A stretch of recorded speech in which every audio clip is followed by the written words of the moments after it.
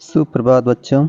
आज हम कक्षा 7 की संस्कृत का अर्धवार्षिक का प्रश्न पत्र हल करेंगे। पहले सवाल है बहुविकल्पी प्रश्न है। पहला सवाल, पृथ्व्याम कति रत्नानि सन्ति? पृथ्वी पर कितने रत्न हैं? पृथ्वी पर 3 रत्न हैं। ठीक है। दूसरा सवाल, कम्बुग्रीव नामक का आसित? कम्बुग्रीव नाम का कौन था? कम्बुग्रीव नाम का कूर्म यानी कछुआ था। रमया पुत्र्या किम नाम आसित? रमा की पुत्री का नाम क्या था? मनोरमा। ठीक है, रमा की पुत्री का नाम मनोरमा था। क शमशाने वसति? शमशान में कौन रहता है? शमशान में शिव रहते हैं, भगवान शिव शमशान में रहते हैं।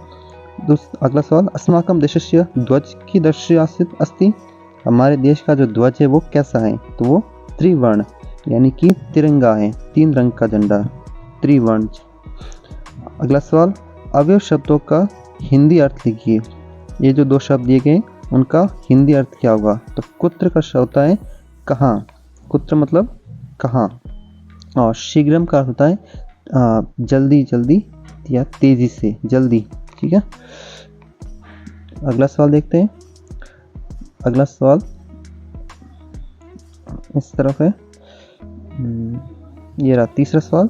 संधि या संधि विच्छेद व कृत्वा लिखत? संधि या संधि विच्छेद करके लिखिए। तो मुनिंद्र, इस शब्द का संधि विच्छेद होगा मुनि प्लस इंद्र, मुनि प्लस इंद्र। मुनि इसमें नी छोटा, इसमें दीर्घ संधि हुई। फिर है भवनम, भवनम में भू प्लस अनम, भवनम का होगा भू प्लस अनम, इसमें हुई आयादी संधि। ठीक है। अगला है दिक् प्लस गज, ये दोनों को मिलाएंगे तो इसमें होगा दिग्गज, और इसमें जो है वो व्यंजन संधि है, व्यंजन में जशत्र संधि, दिग्गज का होगा दिग्गज। अगला है प्रति प्लस एक, प्रत्येक पे प्रति प्लस एक प्रत्येक होगा, और इसमें होती है यण संधि, प्रति प्लस एक इसमें यण संधि होगी। अगला है रेखांकित पदेषु विभक्ति कारण च लिखत? ये जो रेखांकित पद है उसमें विभक्ति और उसका कारण भी लिखना है। इसमें कौन सी विभक्ति आई है? तो ग्रामम में द्वितीय विभक्ति होती है, ग्रामम में द्वितीय विभक्ति, और वो किसके योग में आती है? वो आती है परित के योग में। ठीक है। ग्रामम शब्द में द्वितीय विभक्ति परित के योग में, द्वितीय विभक्ति इस तरह लिखेंगे, ग्राम में द्वितीय विभक्ति परित योगे, परित योगे। अगला सवाल देखें, स मित्रेण स गच्छति? स मित्रेण स, इसमें तृतीय विभक्ति होती है इस सह के योग में। ठीक है, इससे लिखेंगे सहयोगे मित्रेण, तृतीय विभक्ति सहयोगी। अगला है विलोम पदानि योजित? तो निर्धन मतलब गरीब, इसका हो जाएगा धनिक यानी कि अमीर। अंत अंदर, बही मतलब बाहर। अद्य यानी आज, श्व यानी कल। दुर्लभम यानी दुर्लभ का होगा सुलभम। अगला सवाल, उपसर्ग चित्वा लिखत? यानी उपसर्ग को चुनकर लिखिए। तो इसमें विहसति में वी जो होता है वो उपसर्ग होता है, विहसति में वी उपसर्ग, इसी तरह आगमिष्यति में आ उपसर्ग होगा। ठीक है। अगला श्लोक, अधोलिखितानां संख्यापदेषु संस्कृत भाषा लिखत? ये जो संख्या लिख उनको संस्कृत में लिखना है। तो 18 को संस्कृत में कहते हैं अष्टदश या अष्टादश, इसको कहते हैं अष्टदश या अष्टादश भी लिख सकते हैं। ठीक है। अगला है 27, इसको कहते हैं सप्तविंशति, ये है सप्तविंशति यानी 27। अगला है 35, इसको कहते हैं पंचत्रिंशत्,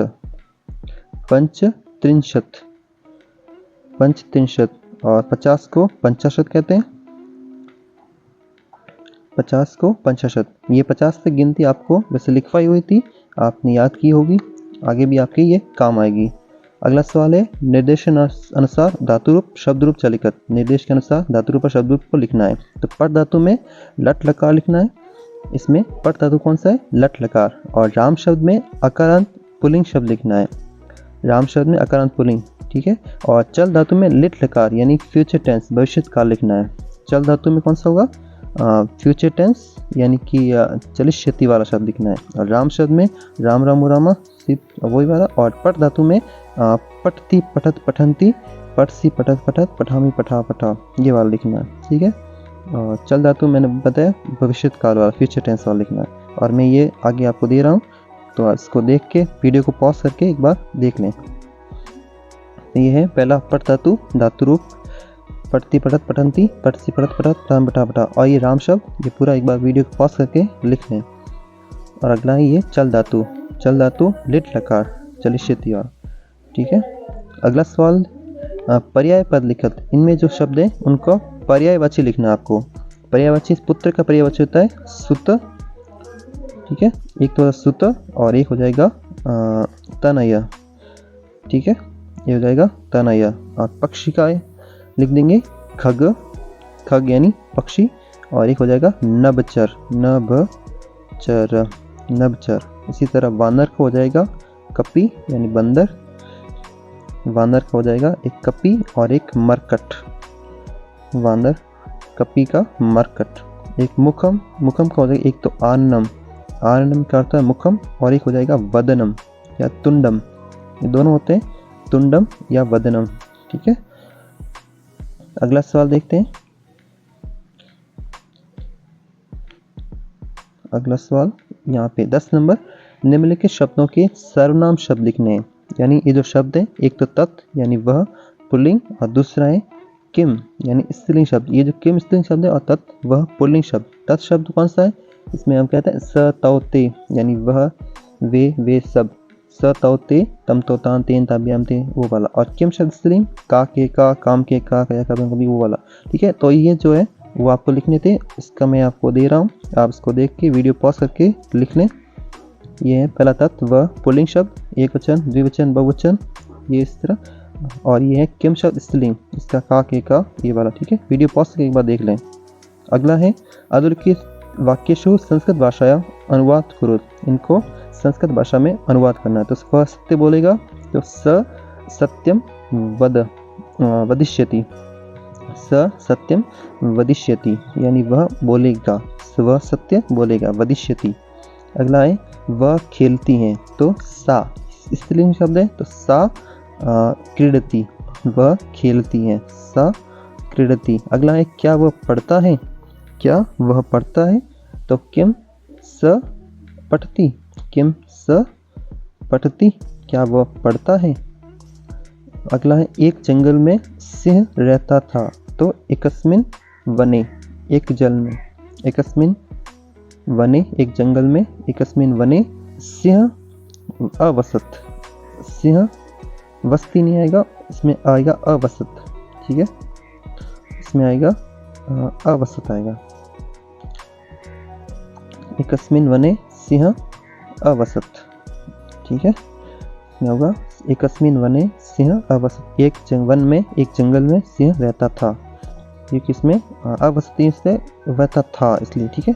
अगला सवाल अधोलिखित प्रश्नानाम उत्तराणी संस्कृत भाषा में लिखत, दिए गए प्रश्नों के उत्तर संस्कृत भाषा में लिखने हैं। तो लोके वशीकृति का संसार को वश में कौन करता है, तो संसार को वश में का की जगह लिखेंगे हम क्षमा, ये पूरा उत्तर लिखना था आपको। लोके वशीकृति क्षमा, क्षमा जो है वो लोक या संसार को वश में करता है। अगला सवाल कूर्म मित्रियो वचनम विस्मृत्य की मदद, यानी कछुआ जो है अपने मित्रों के वचन को भूलकर क्या बोलता है, तो कछुआ जो है वो किम की जगह पे हम लिखेंगे यूयम भस्म खादत, ये बोलता है। और इसमें ये कर देंगे, ठीक है। और ये यूयम भस्म खादत यानी तुम सब राख खाओ, ये कहता है कि। अगला सवाल सर्वदा कुत्र सुखम, हमेशा सुख कहाँ होता है, सर्वदा स्वावलंबने, सर्वदा स्वावलंबने यानी कि आत्मनिर्भरता में सुख होता है, आत्मनिर्भरता स्वावलंबने सुखम अस्ति। अगला सवाल केन स कलम कृत्वा नर सुखी न भवेत, किसके साथ झगड़ा करके मनुष्य जो है वो सुखी नहीं रहता, तो मित्रेण स यानी अपने मित्र के साथ व्यक्ति झगड़ा करके कभी सुखी नहीं रह सकता, ठीक है। किसके साथ, केन स, केन की जगह आएगा मित्रेण, जैसा शब्द है वैसे ही उसका उत्तर लिखना चाहिए, ठीक है। अधोलिखित वाक्येषु रेखांकित पदानि आदृत्य आकृति प्रश्न निर्माण करोति, यानी दिए गए शब्दों का रेखांकित पद की जगह पे प्रश्न निर्माण करना। तो श्रीकंठस्य मनसी महती प्रशंसा जाता। तो श्रीकंठस्य, यहाँ पे अस्य शब्द देख रहे हो आप, श्रीकंठ से पीछे देखो अस्य आ रहा है शब्द एक, ठीक है। तो यहाँ पे अस्य की जगह पे आपको लिखना होगा कस्य। इसमें देखें श्रीकंठ से में पीछे देखो अस्य आ रहा है, इसकी जगह पे आ जाएगा कस्य, ठीक है। आपको बस ये थोड़ा सा बहुत हिंट देखना पड़ेगा। जैसे इससे हंसाभ्याम में इसका हो जाएगा काव्याम, हंसाभ्याम हो जाएगा काव्याम, ठीक है। इसमें से कस्य आ रहा है, इसमें आ जाएगा हंसाभ्याम, इसका हो जाएगा काव्याम, ठीक है। और इसी तरह नारीणाम का इसका हो जाएगा कासाम। यहाँ पे देखें एक स्त्रीलिंग शब्द है, ठीक है। तो नारीणाम का हो जाएगा कासाम, एक स्त्रीलिंग शब्द है इसलिए यहाँ पे कासाम है। अगर पुल्लिंग होता तो केशाम होता, ठीक है। फिर है अपनी पाठ्य पुस्तक से कोई शब्द लिखें, ये कासाम, और अगर पुल्लिंग होता तो केशाम होता, ठीक है। यहाँ पे स्त्रीलिंग शब्द कासाम हो गया। अगला है अपनी पाठ्य पुस्तक से कोई 4 श्लोक लिखिए जो इस प्रश्न पत्र में नहीं आए हुए। तो ये 4 श्लोक है कुछ, और इसमें से कोई 4 श्लोक अपनी मर्जी से कोई लिख सकते हैं या अपने मन से कोई जो याद हो वो लिख सकते हैं, ठीक है। अगला सवाल देखते हैं।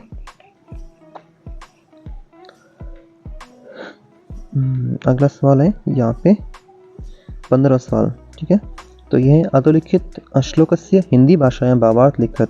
इस श्लोक का आपको हिंदी में अपना भावार्थ लिखना था। तो पहला श्लोक है पृथ्व्यां त्रीणि रत्नानि जलमन्नं सुभाषितं मूढे पाषाण खंडेषु रत्न संज्ञा विधीयते। यानी पृथ्वी पर 3 प्रमुख रत्न हैं जिनका नाम यह है जल, अन्न और सुभाषितम। पृथ्वी पर 3 प्रमुख रत्न हैं, जल, अन्न और सुभाषितम, यानी अच्छे वचन। और मूर्खों के द्वारा, मूढ़े यानी मूर्खों के द्वारा, पाषाण खंडेशु पत्थर के टुकड़ों को, रत्न संज्ञा, रत्न की संज्ञा विदित है यानी दी जाती है या समझा जाता है। तो इसका पूरा होगा पृथ्वी पर 3 प्रमुख रत्न हैं और मूर्खों के द्वारा पत्थर के टुकड़ों को रत्न की संज्ञा दी जाती है। इसके अलावा ये भी कर सकते हैं आप, श्रेष्ठम जन्म गुरुम चापी मातरम पीतरम तथा मनसा कर्मणा वाचा सेवेत सततम सदा। यानी श्रेष्ठ जन यानी अच्छा गुणी जन होते हैं, जो महान लोग होते हैं उनकी, और गुरुजन, गुरु की और माता और पिता की, इन चारों की, और उनकी क्या करनी चाहिए, मन से, कर्म से और वचन से सेवित यानी सेवा करनी चाहिए। सततम यानी हमेशा, और सततम यानी लगातार, और सदा यानी हमेशा करनी चाहिए। तो श्रेष्ठ जन यानी जो महान लोग होते हैं उनकी, और गुरु की और माता और पिता की, इनकी मन से, कर्म से और वचन से हमेशा और लगातार सेवा करनी चाहिए, ठीक है। अगला है दुर्बुद्धि विनश्यति अथवा पंडिता रमाबाई। इसका कथा सार आपको हिंदी भाषा में लिखना है, ठीक है। तो इसका दुर्बुद्धि विनश्यति वही वाला पार्ट है, दूसरा पार्ट ये इसका, और पंडिता रमाबाई का पार्ट, इसका कथा सार हिंदी में लिख सकते हैं आप। तो पंडिता रमाबाई जो है वो आपको याद ही होगा, दुर्बुद्धि विनश्यति का मैंने पीछे दिया हुआ है, वो आप एक बार देख लेना। और पंडिता रमाबाई के वैसे आया हुआ नहीं था तो मैं आपको ऐसे ही सुना देता हूँ। तो लक्ष्मीबाई का जन्म 1858 में हुआ था, और उनके जो उन्होंने संस्कृत शिक्षा प्राप्त की थी वो अपने पिता से प्राप्त की थी। बाद में उनके पिता और उनके माता और उनकी बड़ी बहन की मृत्यु हो जाती है। तो वो अपने भाई के साथ पूरे भारत का भ्रमण करते हैं, और फिर वो कोलकाता जाते हैं, और कोलकाता में उनकी शादी विवाह होता है रमाबाई का। वहाँ पे उनको 2 उपाधियाँ भी दी जाती है संस्कृत में वैदेशिक कारण, एक तो सरस्वती और एक पंडिता।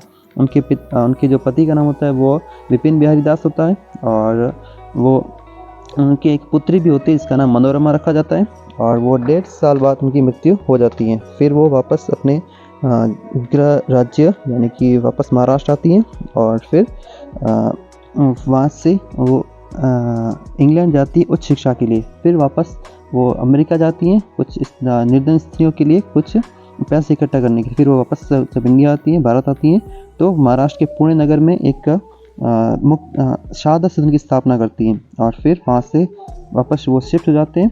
और उसके बाद एक मुक्ति मिशन नाम से केड गांव में एक और संस्था स्थापित करते हैं जहाँ पे स्त्रियाँ रहती हैं, निर्धन स्त्रियाँ रहती हैं। और फिर उनके किताबों के नाम 2 लिखने, एक स्त्री धर्म नीति और हाई कास्ट वुमेन, ठीक है। और ये कुछ आप लिख सकते थे। इसके बाद है ये दुर्बुद्धि विनश्यति का पाठसार, आप इसको देखें और पूरा चाहे तो आप लिख सकते हैं, ठीक है।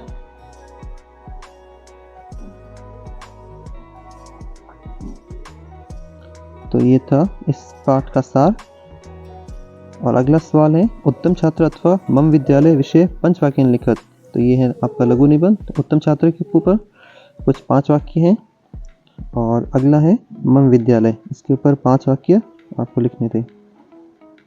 अगला सवाल है रुग्णतया कारणात् अवकाश प्राप्त प्रार्थना पत्र लिखत। तो ये प्रार्थना पत्र है, ये बीमारी हेतु ज्वर पीड़ित अवकाश। अगला सवाल है मंजूषायां प्रदत्त शब्दानां सहायता कथा पूरित्वा लिखत। यानी जो कोष्ठक में दिए गए शब्द है उनकी सहायता से इन पूरी कहानी को पूरा करना है। तो सबसे पहले ऊपर दिया हुआ है कौवे वाली कहानी है। ये कुल कहानी आपको याद ही होगी, मैंने आपको बस लिखवाई थी और याद भी करने की कहा था। तो आगे है एक काका अस्ति, एक कौवा था, स बहुत तृषित, वह बहुत प्यासा था, स जलार्थ भ्रमति, वह जल के लिए घूमता है, तदा ग्रीष्मकाल कुत्रापि जलम नास्ति, लेकिन ग्रीष्मकाल में कहीं भी जल नहीं होता है। काका बहुदूरम गच्छति, बहुत दूर जाता है, तत्र स एक घटम पश्यति, वह एक घड़ा देखता है, काकस्य अति संतोष भवति, वह बहुत संतोष होता है, किंतु घटे अल्पम स्वल्पम जलम एव जलम अस्ति, स्वल्पम एव जलम अस्ति, लेकिन वहाँ पे जल बहुत कम होता है। जलम कथम पिबामि, जल कैसे पिया जाए, इति काका चिंत्यति, यह कौवा सोचता है। स एकम उपायम करोति, वह एक उपाय करता है। प्रस्तर खंडान आनेति, पत्थर के टुकड़ों को लाता है। घटे पूर्यति, घड़े में डालता है। जलम ऊपरी आगच्छति, जल जो है वो ऊपर आता है। काक संतोषेन जलम पिबति, कौवा संतोष से जल पीता है। तथा गच्छति, और फिर चला जाता है। तो ये था अपना पूरा पेपर, आज ये पूरा सॉल्व हो गया। तो कल अगली बार अगला होगा वो 8वीं कक्षा का हम सॉल्व करेंगे। तब तक के लिए बाय बाय, थैंक्स फॉर